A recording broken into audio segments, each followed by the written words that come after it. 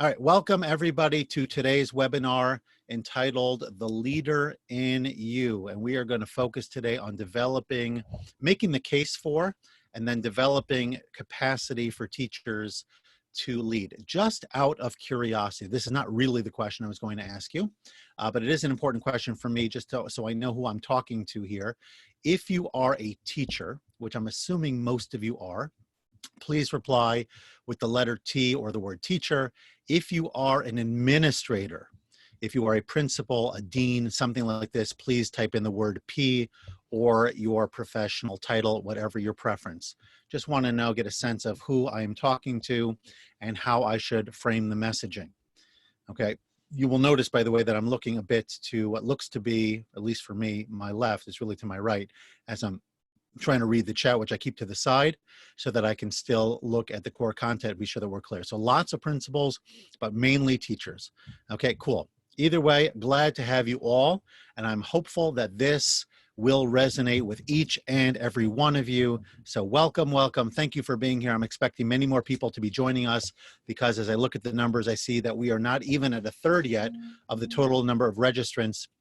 And even though some folks I know only register so they can get the recording later if they can't make it directly, definitely expecting more people to join us. And so let's get it on. And here is the question that I wanted to ask you. And that is very simply, why are you here? Right? What is it about this particular topic that resonated with you? What question would you like to have answered? What is it about teacher leadership? Either you agree with the concept and you want to learn more, or maybe you're looking for opportunities to grow in this area, or it just kind of intrigued you. I don't know. You know, everybody has a different reason for showing up. Maybe you just like past webinars and you thought I might be able to add some value to your day, regardless of the topic. Could be we'll talk about how to popcorn in a more optimized way next week and see who shows up. Just kidding. But you get the idea that want to see here what people, teacher empowerment, discover leadership qualities in me. Okay, that's a powerful piece right there. Always looking to grow. Pointers on how to empower my teachers, sharpening leadership skill set. All right, some nice stuff here. And sorry that I'm not going to be able to read all of them out loud, but I'm going to try to eyeball them as we move forward. So as we do that, some of you are really familiar with the drill, but I'm going to briefly introduce myself for those of you who do not know me, and then move into some technical elements we need to be aware of as we work forward. Got some really nice quotes for you today. I have a video I'd love for you to see. Many of you have probably familiar with the story, but it's still a good one to review. And then I even have a personally crafted poem that I'm going to be saving for the end. And I'll be making that available to you if you would like on a by request basis. Okay, so let's learn about all this good stuff: empowerment, teacher leadership, relationships. Yeah, okay, Cabrina, you're in for something good. Okay, at least I think so. My mom says it's pretty good too. So you got two people on that one. All right, so here is my little about me story. Okay, for those of you not familiar, I was in schoolwork really for years, and I still do quite a bit of work in educational coaching, professional development, things of the sort. Anything you want to find out about my work, you can go to this particular link over here, which I just included in the chat. I'll be sharing links throughout the webinar. I would encourage you, if there's anything that is of interest to you, to click on it. I'm hopeful you're able to click on it and then it just kind of populates in a different window and then or tab, and you can deal with it afterwards. But you can find out information about everything that I do, or if you're not sure, certainly give me a holler and I will be as responsive as I can. Many of you have been emailing me. I'm trying to get back to you quickly, in most cases with relative success. So I provide educators and school leaders with best practice instructional and leadership tools and techniques to help move the academic needle in classrooms and schools all throughout the world. So part of what we do is give you practical skills. How do I teach better? How do I manage my classroom? How do I actively engage my students? How do I prepare a lesson that is purposeful and differentiated and considers different cognitive abilities? All the stuff we've been talking about. How do I shift mindset and create the right type of environment for learning? And a lot of that ultimately is about leadership. And at its core, leadership is what drives success. It's self-leadership, it's peer leadership, it's all those different things.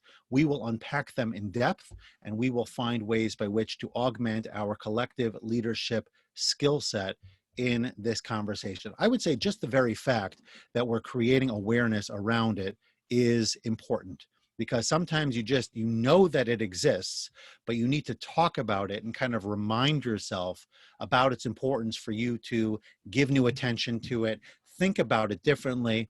And that's kind of like my little introduction. We'll come back to that soon. So a couple of quick announcements for those of you who were not here when I got started. Please make sure that you set your chat to all panelists and attendees. Aya, please go ahead and do that. And I see some other people as well are still on the default of all panelists. Maria, maybe you need to do that as well as I kind of scroll through here. The next thing is, some of you have asked for certificates.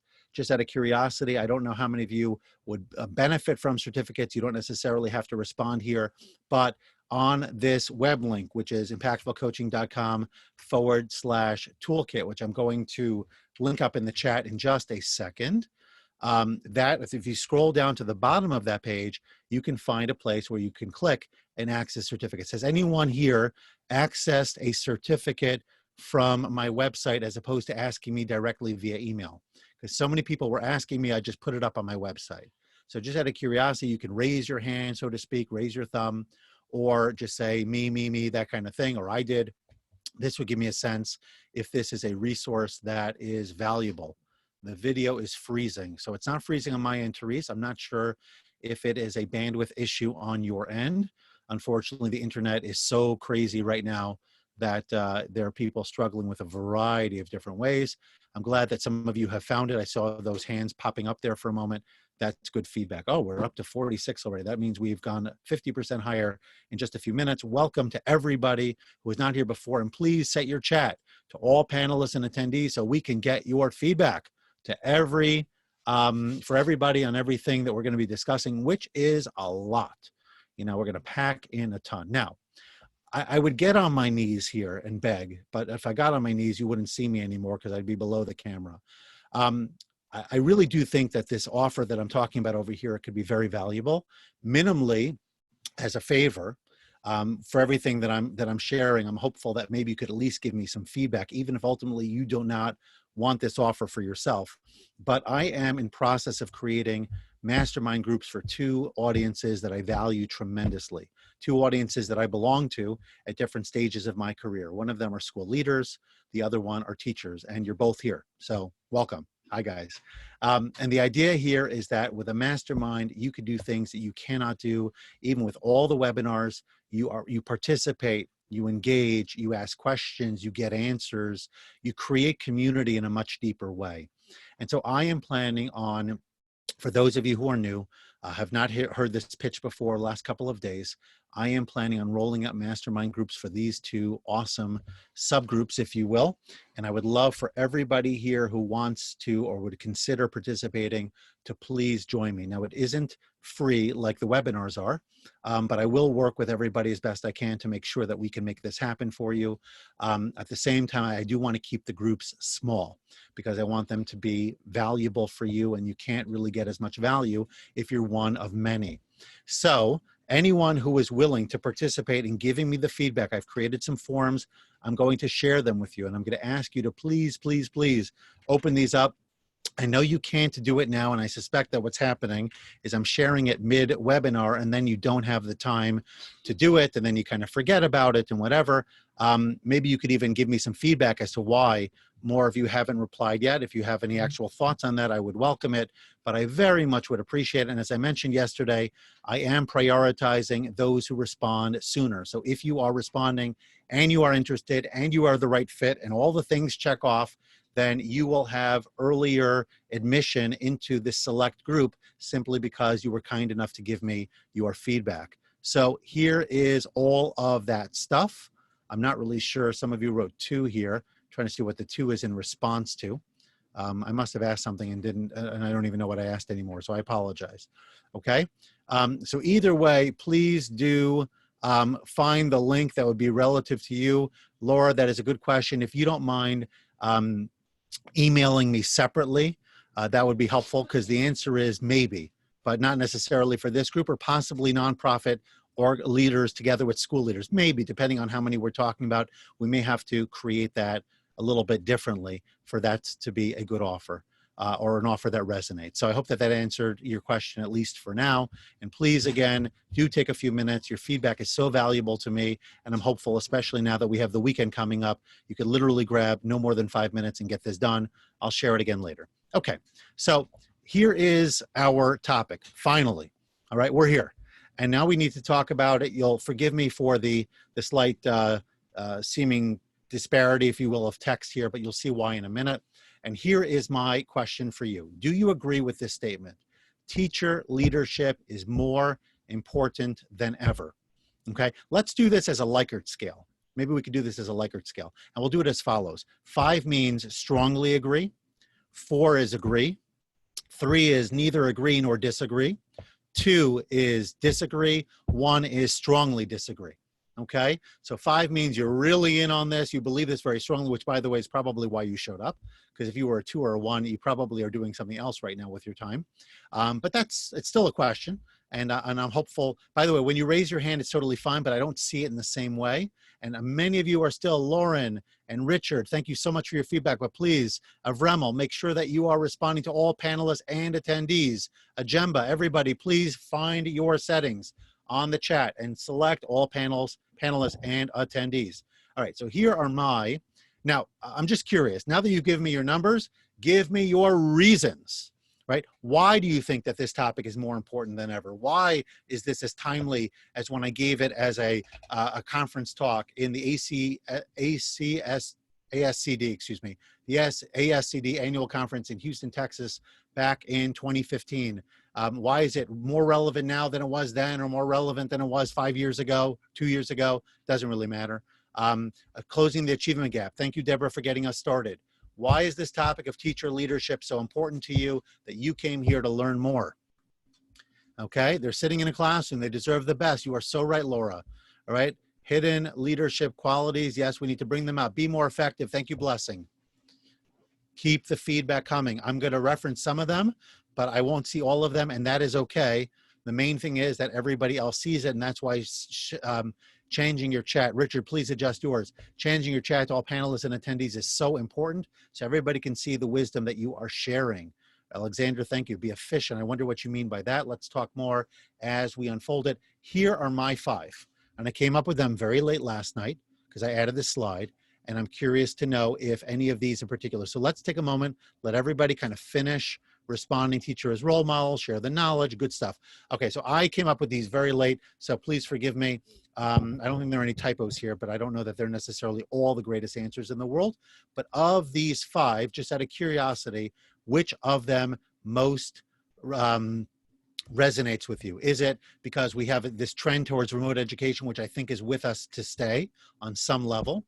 Are we, the fact that school is more amorphous than it used to be? It used to be very clear who was in charge and the chain of command and where everybody needed to be and how learning works, and was very top-down, teacher-centric kind of thing, but it's now more amorphous with technology and blended learning and flipped classrooms and all that kind of stuff? Is it because in general we're living in a time of confusion where everything is scary and as unfortunate as school shootings and issues of education in general that we deal with, and the internet and Corona and on and on and on, that we just don't have the same kind of tranquility that maybe we could imagine, we could pretend even, in a nostalgic sense, that educators once upon a time were able to enjoy? Is it because we need to share information quickly, and therefore we as teachers need to take on a more active role in leading and leading up and leading across and all of that? Is it because we need to be able to quickly respond to change? There might be some overlap here, so I'm sorry. Again, I did it late at night, and maybe you could parse it out a little bit better than I did. But I'm just curious to see. I'm seeing a lot of 3s here and some 5s. Okay, increased confusion, change response. All of these are important, and I think that the leaders in the conversation, the principals here, you know, sometimes, and I'm just going to say for myself, I don't know how you feel. Some of you might embrace everybody being a leader. Some people, especially if we're a little bit on the insecure side, maybe we're new, maybe we haven't had leaders who shared leadership with us, so we don't have that model in our toolkit or in our example. It can be difficult for leaders to want to relinquish leadership.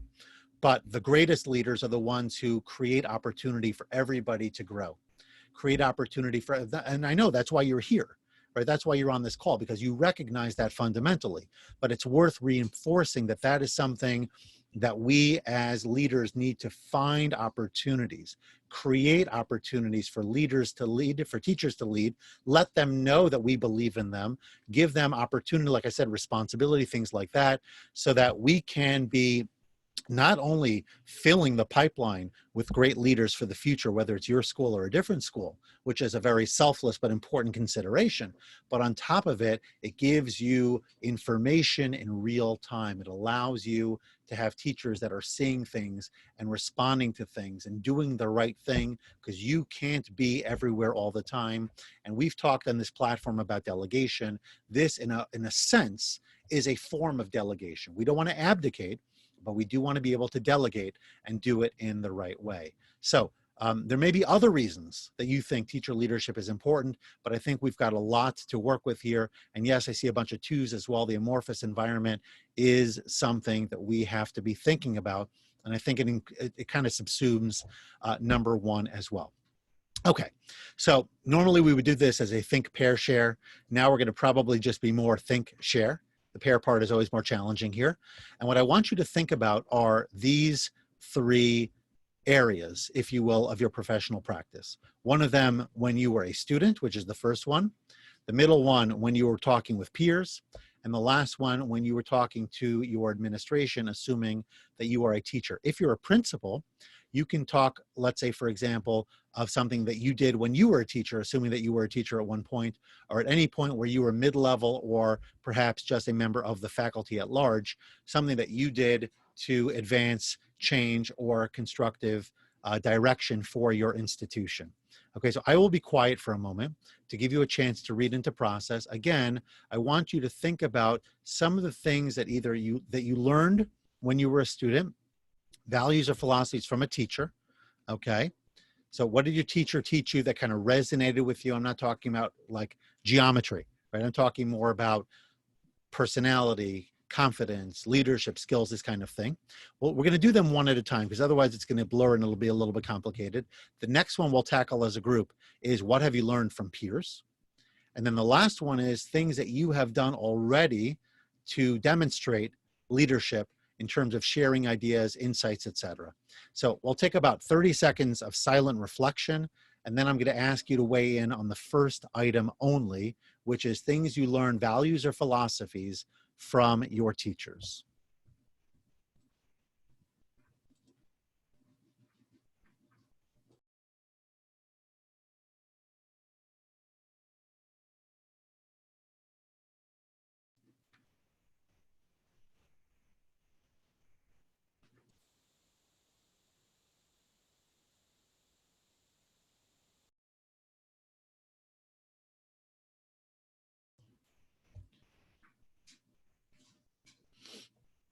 Okay, looks like we have some responses here. So Therese got to start a thank you. Let me scroll up there to find it. Just jumped out of the way. To persevere and try your best. Excellent. Okay. Never assume. When in doubt, ask. Great stuff so far. Passion, placing value on each student. So much here. I can never give up. Empathy, put your best foot forward. Treat every student as an individual. Create an environment where mistakes are okay. Never be afraid to ask. Resilience, commitment, love. Okay, so really awesome things. Let's give it another 15 seconds to let more answers come through. And then we're going to pivot to the next one. To be myself. Okay, interesting. Isaiah, thank you for sharing that. Honesty, connection, approach to learning, thinking about others, dedication. I hope I'm getting all of them, because you all deserve a shout out. Connecting, sharing, asking when you don't know, students as individuals. Okay, good stuff here. Faith, nice, nice, nice. All right, awesome. Let's now pivot. I'm going to ask you count slowly to 10 so that we don't blur the responses here. And I want you to think now about specifically 2 things you've learned from peers while sitting at a faculty meeting, having a morning coffee. you know, who knows what, running carpool together, things that you learn from others that help you become a better person, more insightful, more reflective, whatever.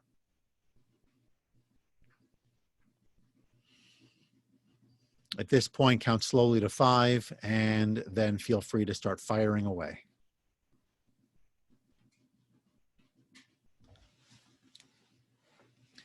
Cooperation and teamwork. Thank you, Emmanuel. Oh, there they go. Time management, thoughtfulness, listening, documentation. Okay. Let's see here. Tell students that you don't know. Nice. Cooperation and teamwork. Let's see here. Collaboration, lesson plans, communication, teamwork, teamwork, teamwork. I hear a lot of teamwork. All right. Collaboration, teamwork, different. Yeah, nice. Okay. These are important. And then let's take a few more moments for answers to come through. Those of you who have already responded, let's now take a look. By the way, Nancy, please adjust your responses to all panelists and attendees. Same for Io, please do the same. Just looking through here, anybody else that might need one. Richard, looks like you might need to do that as well. I don't know if it's Lawald. If I didn't pronounce it right, I apologize, but adjust yours, please, everybody, to all panelists and attendees. And now let us do the next one, which is things that you have advanced or would like to advance to your administration. How to address staff issues. I'm not sure if that's from teachers at this point. You've shared lots of things, Cabrina, I suppose. That makes sense. Okay, anything in particular? Let's move this over so I could read it and not have to look to the side all the time. Okay, equity and evaluations and observations, delegation, resilience, parity, mentoring, more control, use the insight of people who are more knowledgeable, which are oftentimes those in the front lines. I'm assuming that that's what that means. Delegation, oh wow, actually asking for delegation. Desiree, nice point. Yeah, we actually talked about that creating a culture for it where you should be able to ask. Okay, listen more. Okay, this goes on and on. This is good stuff. I'm going to move it over here for now on the other side. Coaching, cool. All right, so keep reading, everybody, on the chat. This is where the real magic is happening, and let us continue. Because I'm looking at the clock and I'm saying, oh my goodness, we actually have stuff we still need to do here. So here are a few of my reflections. Nothing overly insightful per se. I learned from my teachers to make every child feel special. I learned how to behave in public. Right? How do we conduct ourselves when we go to a museum? You know, how do we reflect? In my particular instance, as an Orthodox Jew, there was always a consideration of making sure that we positively impacted others around us and then and created a positive image to everyone we interacted with. It's part of our faith, if you will, part of our value system, and certainly something that was reiterated time and again. Things I learned at a faculty meeting is how to disagree respectfully. Usually happens respectfully, not always, but at least to see examples of good and maybe not so good. The importance of being prepared, watching my colleagues do things right, coming to a meeting prepared, or just see that how they operate on a day-to-day basis. Suggestions for my administration when I was a teacher had to do with elements of curriculum. Obviously, the details are not important. Enforcement of dress code, anything relating to how we're going to create an environment that is better for learning. It might have been scheduling related. Who knows? So many conversations over so many years. A lot of the details get confused or lost, but hopefully these are things that we could all relate to on some level. Okay, now, you may be familiar with this quote. It's actually one of my favorites in the area of education. It's not so long. Go ahead and read it, and then curious to get your feedback on if you're familiar with it, number one, and number two, what it is that makes this, from your perspective, a powerful quote. Maylene, I don't know if I pronounced it right. Maylene, to deal with difficult administration is not so simple. Sometimes you need to be able to tell them the challenges you're experiencing, try to listen to them before you want them to listen to you, so create some kind of conversation and equity and things like that. Every situation is different. Perhaps if you need some help with that, you can be in touch with me offline. But I think that these are important pieces to consider. People want others to listen to them, but they have to be willing to listen as well. And not every administrator has that gift or that mindset. So sometimes we need to lead up and kind of coach them into being a better listener and more open to our ideas. Any thoughts about this quote?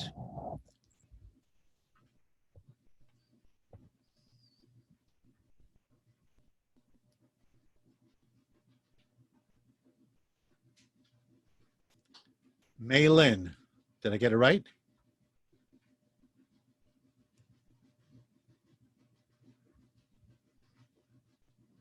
Okay.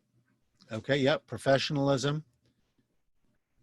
Yeah. Skilled teachers comes from skilled, um, developed mindsets, right? If we really understand what we do, if we genuinely, there's a Talmudic teaching that if Reuben, who is the oldest of the 12 sons of Jacob, would have known that his action and how he interfered, so to speak, with the decision of the other brothers to sell Joseph, first to kill him and then ultimately to sell him. If it would have been recorded in the Bible, if he would have known, excuse me, that it would have been recorded in the Bible, he would have pulled Joseph out of the pit and ran with him on his shoulders back to Jacob. I don't know if you're all familiar with the story.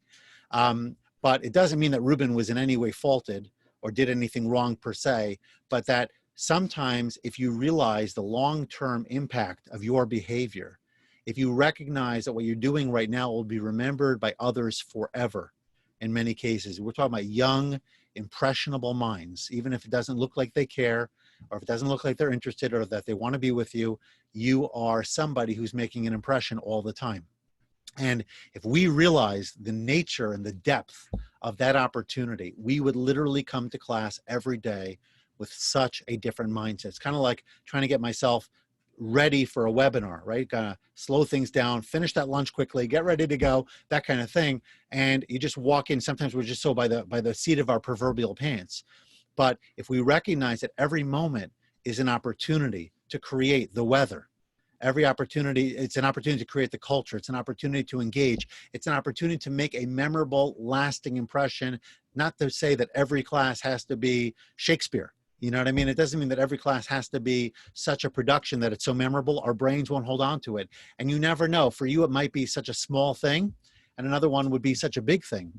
I'll tell you a story that I wasn't planning on sharing because it really captures the essence of this. There was a rabbi who was teaching a class to a bunch of young boys, and one kid had a fancy, at least at the time, a fancy watch on his desk. Actually, the backstory is this kid, as an adult, sees the rabbi many years later, and he says, "Rabbi so and so, do you remember me?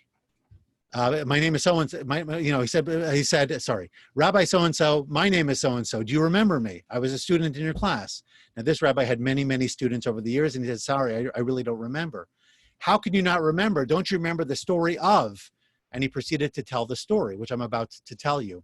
And he thought that for sure the rabbi would remember the story based on would remember the person based on the story that I'm about to tell you. So what happened was, one kid had this watch, and during recess, everybody left the room to play. They come back from recess, the watch is gone. The kid comes and he tells the rabbi. The rabbi, of course, wants to help out. The teacher wants to help out, but he wants to do it in a sensitive way. So he tells all of the students to line up against the wall. If nobody's going to come forth and say that they took it, he's going to have to check everybody to see who has it. Nobody volunteered to share it. They line up against the wall. And so what he does is he says, "I'm going to have to check everybody's pockets." So he goes from student to student to student. Eventually, he finds the student that stole the watch, continues on to the rest of the class, checks everybody else, found the watch, puts it in his own pocket, and then when everybody was seated and their eyes were opened, he returns the watch to the proper student. And this person who had identified the rabbi so many years later and said, "Do you remember me?" He was the one who stole the watch. So he thought for sure that the rabbi would remember him, and he said, "You know, Rabbi, I think about you all the time, and you are my favorite teacher. And the reason you're my favorite teacher is because you had an opportunity to shame me. You had an opportunity to embarrass me, and you didn't do it. And for that, I'm eternally grateful."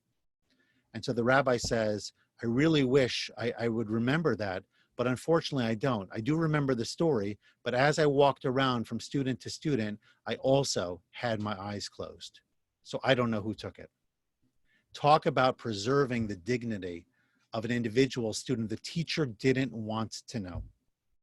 The teacher felt that if he knew, it would blemish his relationship with the student for all time. And so he didn't find out. And the student didn't know that the teacher didn't know until many years later when they had that interaction. So I think that this is such a powerful message, and it ties into the quote that we have in front of us. We really do make the weather in our classroom all the time, and we must remember our power. Often as teachers, we feel powerless. And if we don't band together in unions and things like this, I'm not getting into politics, don't get me wrong, but sometimes we feel that as individuals, we don't have power. But we actually have a superpower. And in many ways, we have more power than any principal or anyone else, because we're dealing every day face to face with impressionable children for hours on end. We influence their attitude, we influence their desire, we influence their interests, we influence their learning, we influence their relationships at home, we influence their future and their present. So we influence a lot, and we have to be mindful of that. Okay, now I've got a ton of quotes here. I don't want to overwhelm everybody. I do want to give you just, I wanted to add this because there's so much here. I'm going to give you at least 60 seconds to read through it. Maybe when you can, when you're finished, you can just type in the word done or finished in the chat, and also indicate, please, the quote number that's most meaningful to you. So again, read it to yourself, take the time that you need. When you're finished, type the word done, ready, finished, something similar, as well as the number of the quote that you feel is most meaningful of all the 9 that you see in front of you. And I do want to make sure that you can all see it. I can see it, so I'm assuming that you can as well. If you're calling in from a phone, I apologize. You may not be able to see it, but this is really the best I could do in the moment.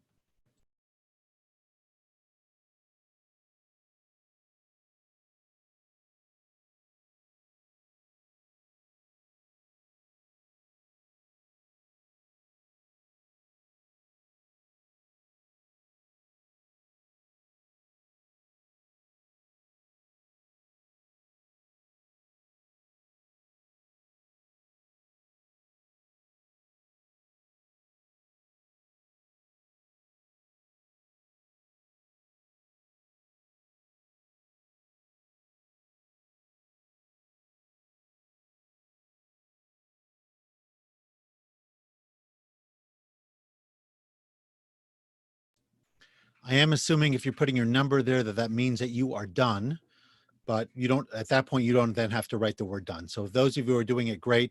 And Tiffany, please adjust your settings to all panelists and attendees. Isaiah, please do the same. Anyone else? I'm just scrolling here quickly to see if there are any others.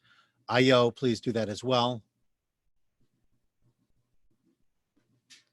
Again, you could do that in the chat. There's a way to drop down. Therese, if you could do that as well, that would be great. Nancy, anyone, check your settings. Make sure that you are typing to all panelists and attendees.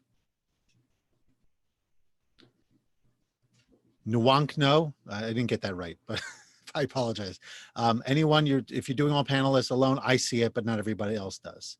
Okay, so I think the higher numbers were the ones that got the most love, at least here. Lots of 7s, some 8s, and a bunch of 9s as well. And I'm seeing 4s and 5s. So it doesn't really matter. All of them are good quotes, I think. At least they resonated with me, which is why I included them. Whatever resonates with you, if you want to go ahead and take a screenshot of this particular piece, go ahead and do so. And by the way, now that I'm mentioning screenshots, I do want to remind everybody that would love to continue this conversation on social media as well. So if you want to grab a screenshot of anything we're doing and post about it now or later, let everybody know the fun that we're having and the learning that we're doing. You could tag me as well. That would be great. I'm in LinkedIn, Facebook, and Instagram at Naftali Hoff, which is just / my name without any spaces, and at Impactful Coach on Twitter, at Impactful Coach on Twitter. That's where I hang out when I'm not hanging out with you guys, or I guess everywhere else that I hang out. Okay, so with your permission, I am going to move on because we still have a lot to do, and I would love to show you this story. I'm hopeful you can hear it. If when you get started, you can just indicate quickly that you can hear it, that would be fantastic. I'm going to be starting now. Some of you, like I said, are probably familiar with this story. You might have read it once upon a time in Reader's Digest or somewhere similar, but I think it's so powerful and deserves to be heard again. While you're watching the story, think about it specifically as a teacher leadership story and tell me the lessons that you are learning from it or have learned from it on the back end. So please do take out a piece of paper, jot down some notes, have something to share as soon as we're done. And you could even type in while you're watching if you want to. Here we go.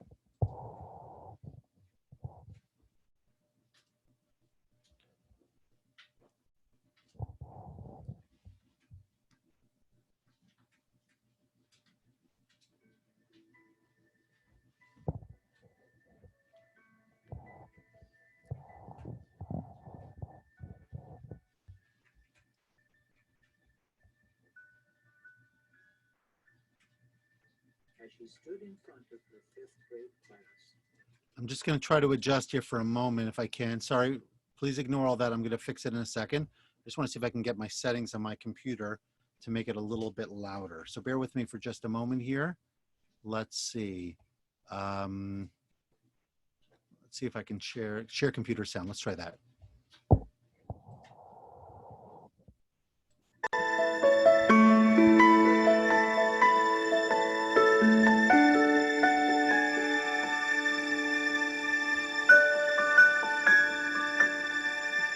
As she stood in front of her 5th grade class on the first day of school, she told the children an untruth.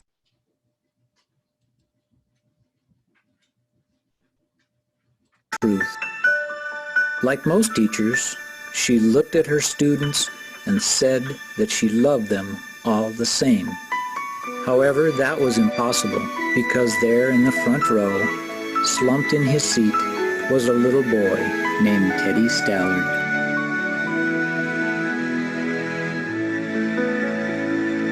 Miss Thompson had watched Teddy the year before and noticed that he didn't play well with other children, that his clothes were messy, and that he constantly needed a bath. And Teddy could be unpleasant.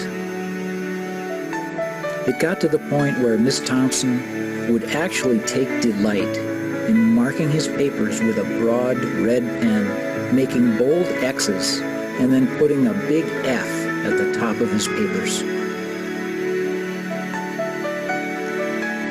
At the school where Miss Thompson taught, she was required to review each child's past records, and she put Teddy's off until the last. However, when she reviewed his file, she was in for a surprise. Teddy's 1st grade teacher wrote, "Teddy is a bright child with a ready laugh. He does his work neatly and has good manners. He is such a joy to be around." His 2nd grade teacher wrote, "Teddy is an excellent student, well liked by his classmates, but he is troubled because his mother has a terminal illness, and life at home must be a struggle." His 3rd grade teacher wrote, "His mother's death has been hard on him. He tries to do his best, but his father doesn't show much interest, and his home life will soon affect him if some steps aren't taken." Teddy's 4th grade teacher wrote, "Teddy is withdrawn and doesn't show much interest in school. He doesn't have many friends, and he sometimes sleeps in class." By now, Miss Thompson realized the problem, and she was ashamed of herself. She felt even worse when her students brought her Christmas presents, wrapped in beautiful ribbons and bright paper, except for Teddy's. His present was clumsily wrapped in heavy brown paper that he got from a grocery bag. Miss Thompson took pains to open it in the middle of the other presents. Some of the students started to laugh when she found a rhinestone bracelet with some of the stones missing and a bottle that was 1/4 full of perfume, but she stifled the children's laughter when she exclaimed how pretty the bracelet was, putting it on and dabbing some of the perfume on her wrist. Teddy Stallard stayed after school that day, just long enough to say, "Miss Thompson, today you smell just like my mom used to." After the children left, she cried for at least an hour. On that very day, she quit teaching reading, writing, and arithmetic. Instead, she began to teach children. Miss Thompson paid particular attention to Teddy. As she worked with him, his mind began to come alive. The more she encouraged him, the faster he responded.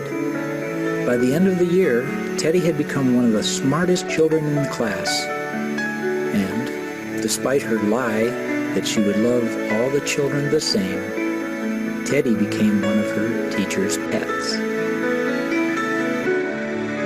A year later, she found a note under her door from Teddy, telling her that she was the best teacher he'd ever had in his whole life. 6 years went by before she got another note from Teddy.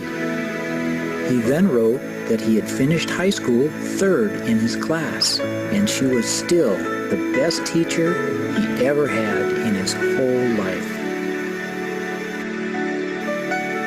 4 years after that, she got another letter saying that while things had been tough at times, he'd stayed in school. He'd stuck with it and would soon graduate from college with the highest of honors. Again, he assured Miss Thompson that she was still the best and favorite teacher he'd ever had.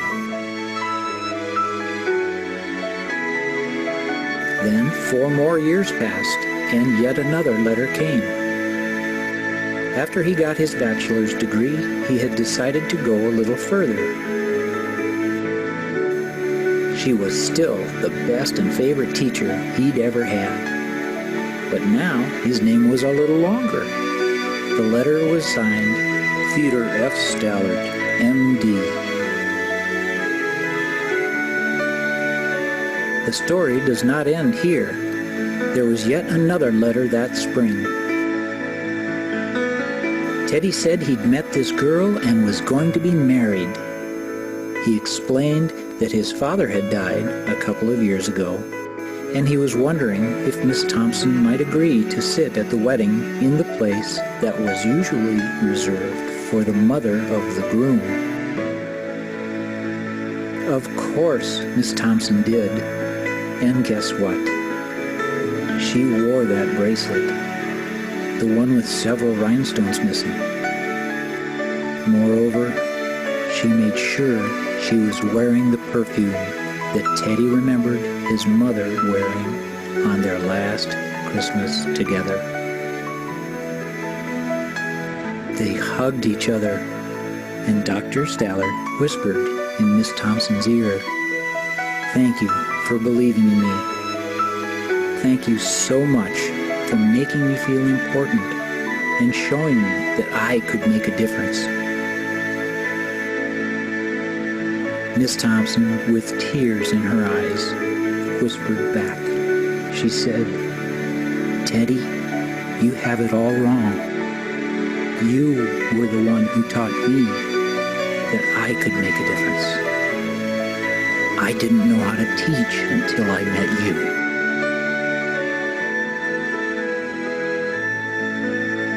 You can never tell what type of impact you may have on another's life by your actions or lack of action. Please consider this fact in your venture through life, and just try to make a difference in someone else's life today.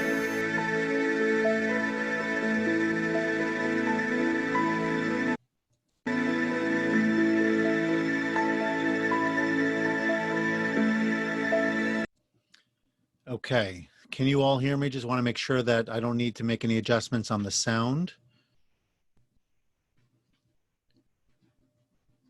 Okay, you can hear me. Good. Yeah, I think we should probably just stop here because it's probably going to feel like a little bit of a anticlimactic conclusion. But the main thing is, yeah, some of you have already responded. Definitely very emotional. I think that, you know, every situation is different. Actually, there's so much of our student body today that are dealing with issues, whether family structure, lack of a full supportive parental unit, however that's ultimately defined. There's so many factors that children are raised in today. It gets more and more complicated. So we as teachers, by default, in many cases, have to recognize that our roles, even if we started moons ago and feel that the world was a different place, the world in which we operate today really does demand that we think about leadership in a very concrete way. Because of time, I'm going to probably move through a couple of these slides real quick. I do like the definition of influence, which I got from Kevin Cruz as well as John Maxwell, the idea that leadership is about influence and maximizing others' efforts and others' potential. And I can't think of a profession where this is more important and more prevalent than teaching. So we are really, in my business, if anybody is in the profession of teaching, it is teachers. I'm sorry, profession of leading, it is teachers. So recognize that, understand that that is a critical piece. It is a critical piece. And so many of you have said things that really do deserve a response from me, and I just feel bad. But looking at the clock, I want to make sure that we can complete our conversation.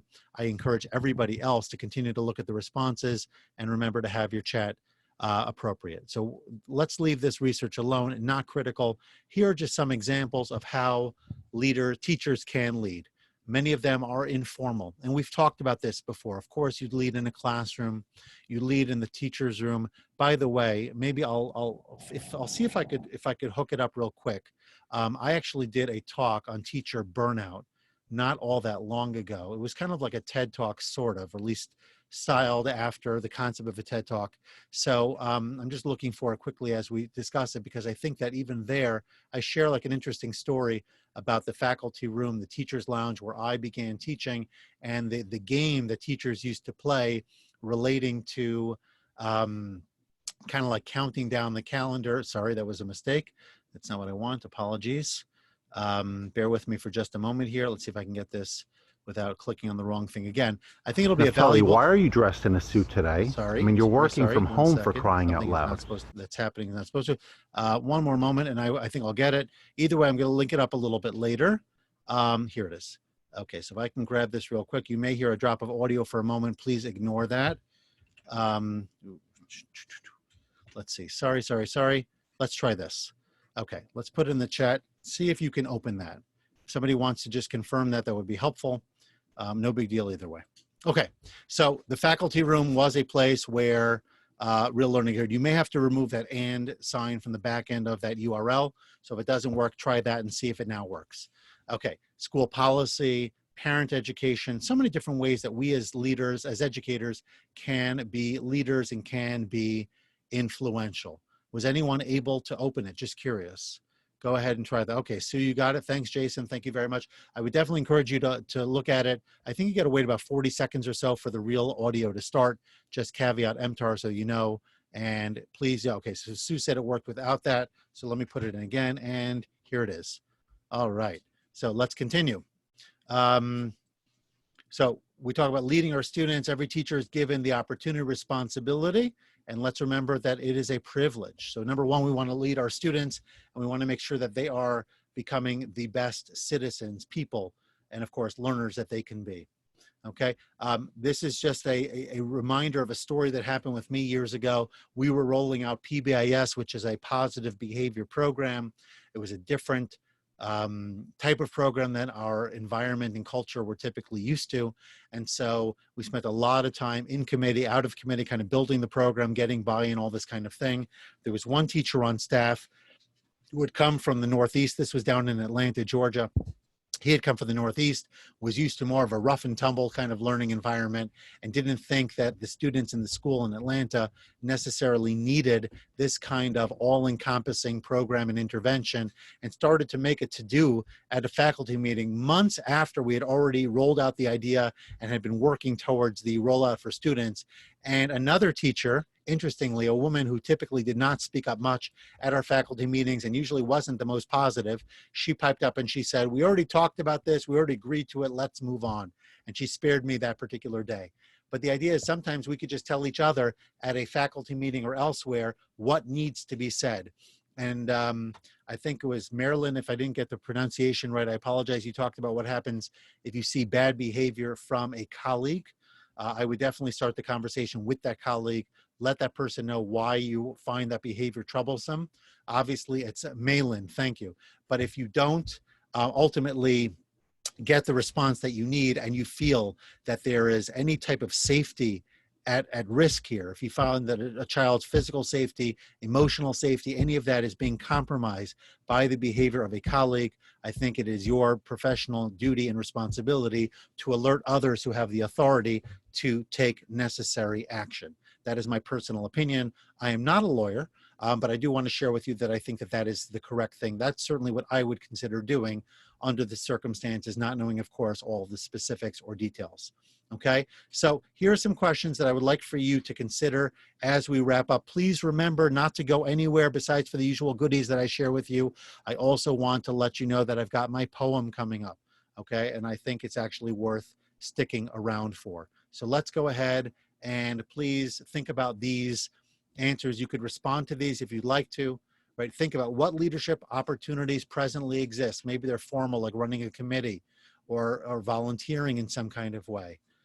Informal may just be mentoring somebody else, whether it's a student, whether it's a teacher, somebody else in your building. These are all ways that you can pursue existing opportunities or perhaps even create them. If you see a void in the curriculum, a void in the non-academic programming, a void anywhere where you feel that stepping up and stepping in would be advantageous for yourself and others, I say go for it.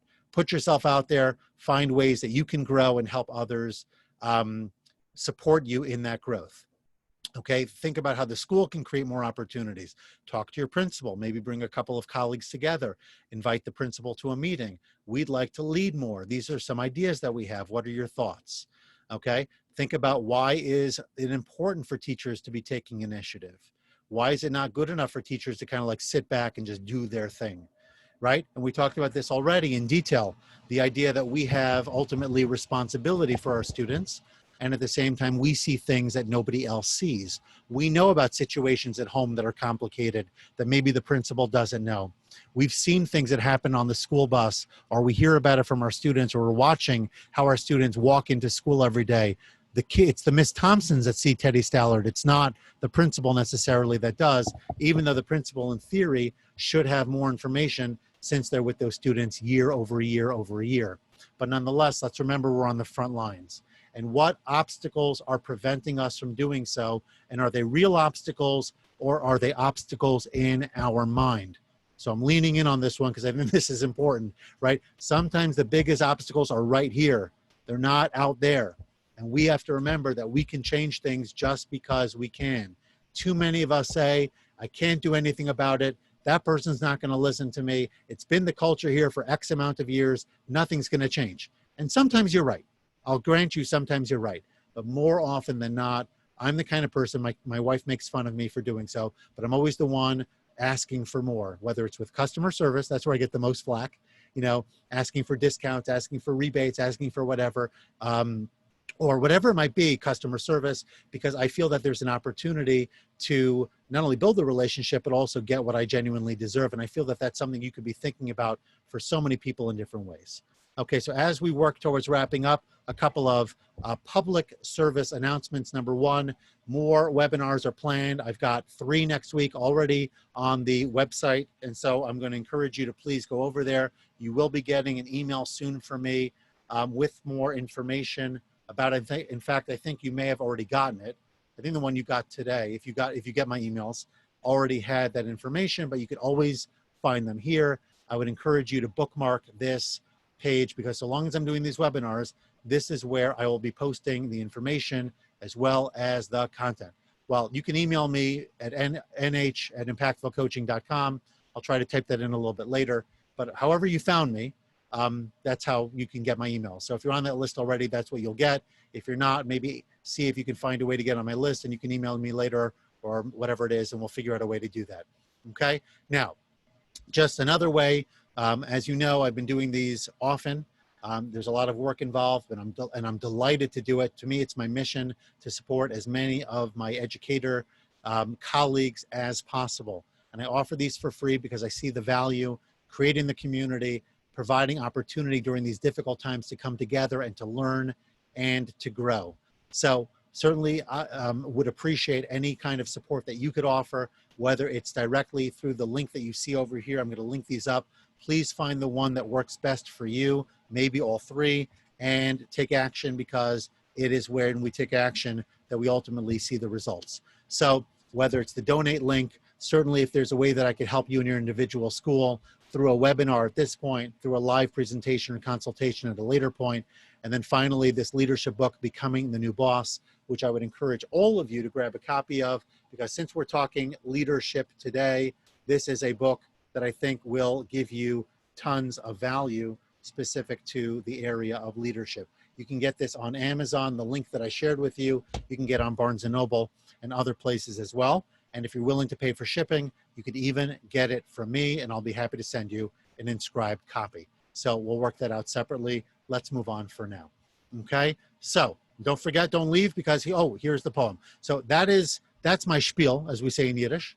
That's a wrap up. I hope that this was very valuable. What I'm going to ask you to do before I conclude with my poem is type into the chat something that you learned today. It doesn't mean that I taught it to you. It might be you knew it already, but something that you learned / reinforced, understood more deeply as a result of our time together. I always want to see what the webinars mean to you and what the takeaways are, because it's when we put it into action that it matters the most. So please do include that feedback. I'm looking at it now, lots of thank yous, and I thank you, and I appreciate it. And by the way, if you are gonna buy a copy of the book, if you do make a donation, please tell me and put it in the chat as well. Encourage everybody to please go ahead and do that, because that's how we grow. And, oh, I forgot, let's do this also.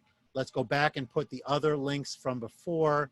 Oh, this is good stuff. One second, I gotta get back to you in just a moment here, everybody. So sorry, but I wanna get these masterminds in again so that you can access them. Okay, so here are the links for the school leader as well as for the teacher mastermind.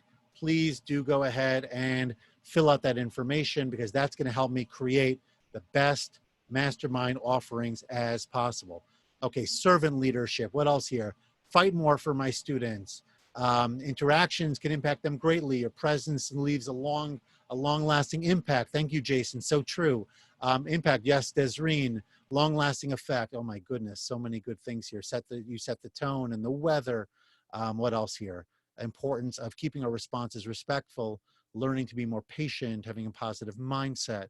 Oh my goodness, you see, that's why I do these, because it's when I see the takeaways that we have that it really makes me feel that we did a good job. Okay, so now it is poem time. I'm gonna dust off my poet hat, which I don't know where it is, so you'll just have to bear with me. And here we go. I hope you don't mind if I read it to you. Certainly read along with me. It is this slide and the one that follows. Here we go. You took a job at the local school to teach those in your care. You did not sign up to lead another. For that, you would not dare.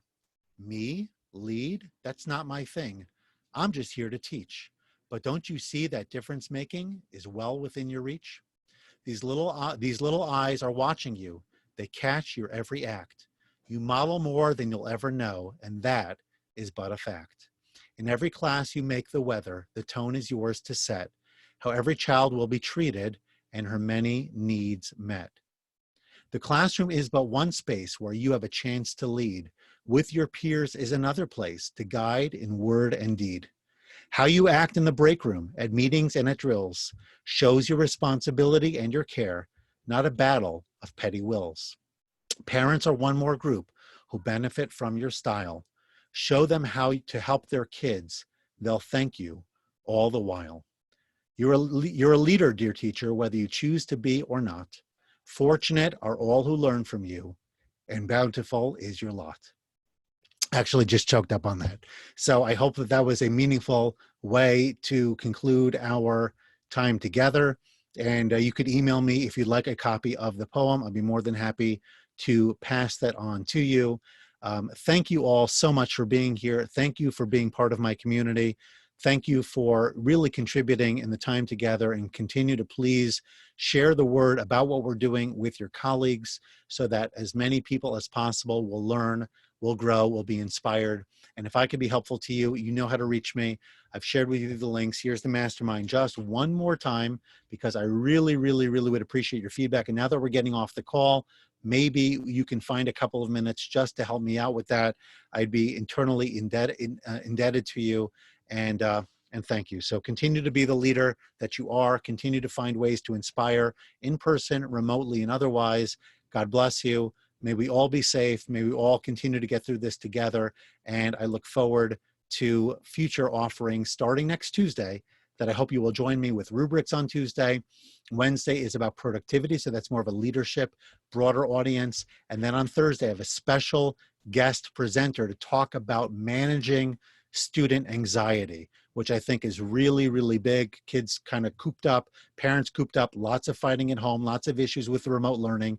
Come for that, come for all of them. Please be part of this, and let's grow together. Be the leader you can be. Thank you for showing. Appreciate it. Have a great day.